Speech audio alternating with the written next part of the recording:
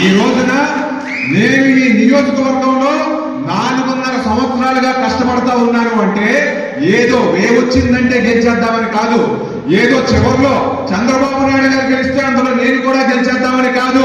ప్రతి కార్యకర్త తగ్గించుకుని వాళ్ళ కష్ట సుఖాలు ఏంటో తెలుసుకుని వాళ్ళలో ఒక నమ్మకం, వాళ్ళలో ఒక భరోసా తీసుకురావాలని చెప్పి నేను కష్టపడడం అనేది జరిగింది. ఈ రోజున నేను కోనూరు వెళ్ళానంటే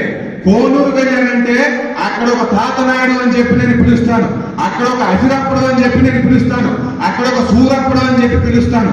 వాళ్ళందరికీ కూడా 70 సంవత్సరాల కంటే ఎక్కువ వయసు ఉన్నారు.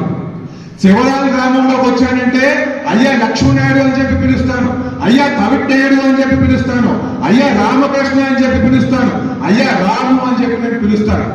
తోండ్రంగి గ్రామం వచ్చామంటే ఒరే అనిల్ అని చెప్పి పిలుస్తాను, ఒరే చెన్నూనాయుడు అని చెప్పి పిలుస్తాను. కాపు సంబంధం అంటే ఒరే శంకర్, రామకృష్ణ మీరంతా ఎట్లా ఉన్నారని చెప్పి నేను పిలుస్తాను. అంటే నేను 3 తరాల వాళ్ళందరికీ కూడా దగ్గరయ్యి ఈ 3 తరాల్లో ఉన్న వాళ్ళందరినీ కూడా పేరుగా పిలుస్తున్నానని తెలియజేసుకుంటూ 3 తరాలే కాదు, ఈ రోజున వాడు అక్కడ కూర్చున్నాడు, నా దగ్గర స్టేజ్ మీద దాదా త్వరగా దుబ్బాన్ గ్రామంలో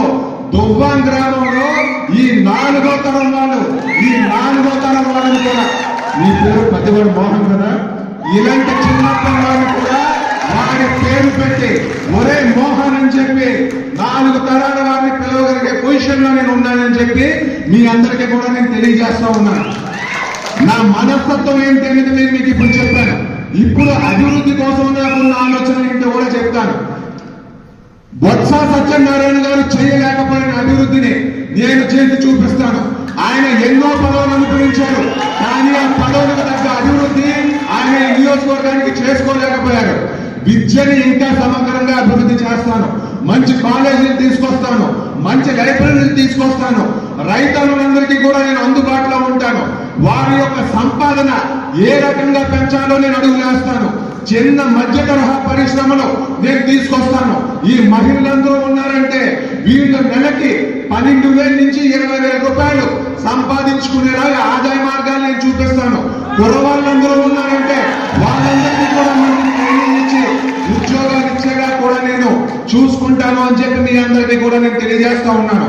నాకు ఒక అవకాశం ఇవ్వండి, ఒక ఎంపీని కానీ, ఒక మంత్రిని కానీ, ఒక జిల్లా పరిషత్ చైర్పర్సన్ కానీ భయపడకుండా ఎదిరించబోతున్నాను నేను.